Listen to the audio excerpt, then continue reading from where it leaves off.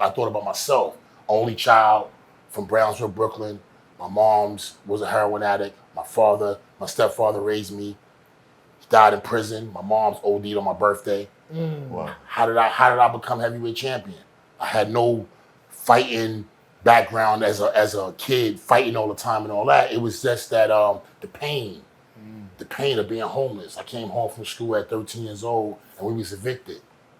And I remember looking in the keyhole and seeing, the empty apartment, the slide, and I was like, damn. But I had took out my key and tried to, because I seen it, but I didn't want to see it. So I took out my key and I did like this, and I was just hoping it was a dream, but it was reality. But I tell people, when I looked through that hole, I didn't know that I was going to see what I was going to see. I thought I seen an empty apartment, but it was a different life. I was a private school kid. I went to Bishop Lachlan, you know what I'm saying? I went to Lutheran school before that, you know what I'm saying? And now here I am, homeless. I got to fend for myself. I got to find a way. And luckily, I found boxing. It saved my life, you know what I'm saying? Sleeping in the gym, going on trips, boxing. And then I said to myself, Shannon, with all that pain that you felt coming home from school and losing your father, everything, that's how you was able to walk up those stairs to fight Foreman at 25. My mom's had just died. That's how you walk up those stairs to fight Lennox Lewis against all odds. The Cuban and the, you know what I'm saying? And Pan Am games. And then I hit me and said, you know what? Pain build character. Pain build tough people. Indeed. You know what I'm saying? Indeed. It builds tough people. So think of all the brothers in prison. The pain that they feel and why they end up going to jail. You know what I'm saying? They should all be in the boxing business. You get what I'm saying? Because the boxing business, it don't mean you're going to be a boxer. But it do something to you. Science proves that when you punch a heavy bag, it relieves stress. Science fact. So think about it. You got all this anger, you go hit the bag, you feel a little different. It might be the difference between you doing something. Your anger, you see, it might be the difference between you doing something because you done got that off your chest. You're like, you know what, I feel better. And another thing that I've always noticed is that when you learn how to fight, you fight less. You know what I'm saying? Discipline. When you learn, you know what I'm saying? You look shit deadly, you become disciplined. Yeah, and you learn an art that you be like, nah, chill, this ain't for you. The advertising is excellent. You know what I'm saying? You know what I'm saying? You see you drop something, it's like the rest of these niggas, they figure it out. Like, you know what I'm saying? Leave that nigga alone. Yeah. You gotta walk away. You learn that because it could cost you, which has cost me. You know what I'm saying? And it wasn't always it was never on my agenda or plan or whatever, but when I've had to use my hands, it cost me a lot of money. Money and hardship for my family in regards to me getting in trouble. My hands is licensed weapons. If I hit you like, I don't want to say, but I've been in a situation where they say, yo, what's this? You got a gun on you? Or you like, no, my hands is registered weapons. So you learn I can't go certain places. I don't go places where people drink alcohol at night. I don't. You know what I'm saying? I know because I know. Avoid the bullshit. I know what's going. You know what I'm saying? Yeah. And I'm a magnet for it. You know what I'm saying? You intimidate people. Somebody staring you up and down. Yeah. Somebody gonna be like, oh, this nigga think he all that. You got a bunch of those. Yeah, I'm a magnet. In all walks of life.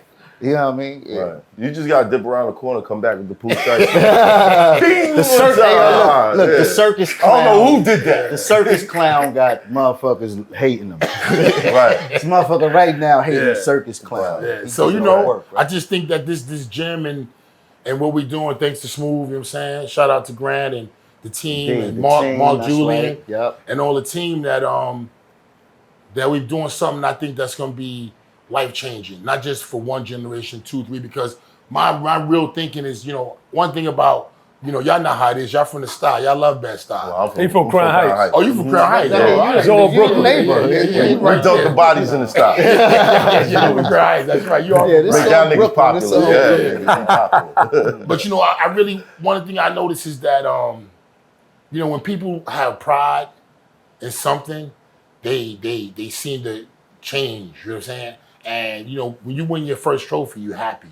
I won my first trophy, and I can't dribble, I can't catch. I was never picked for, I can't shoot basketball or nothing. Right. You know what I'm saying? And I got asthma, so they definitely was never. I was always I don't pick Shannon. He got asthma. Well, so for me, when I won my first trophy, I went to sleep with it at night. I was 16 years old.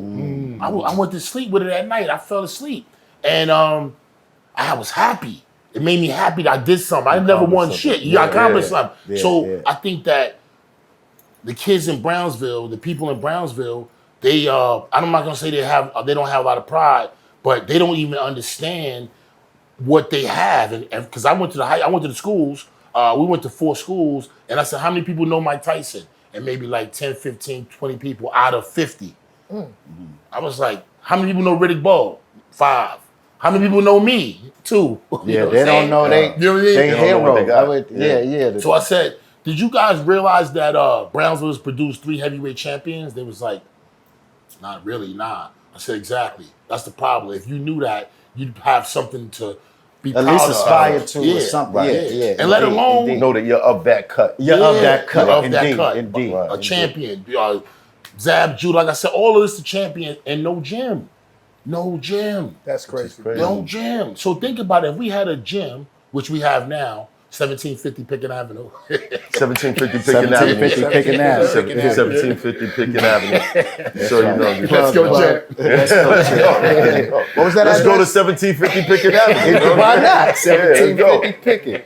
Right. Let's go, Jim. So you have the gym. Now they have an outlet. Yes, champ. Yes, and champ.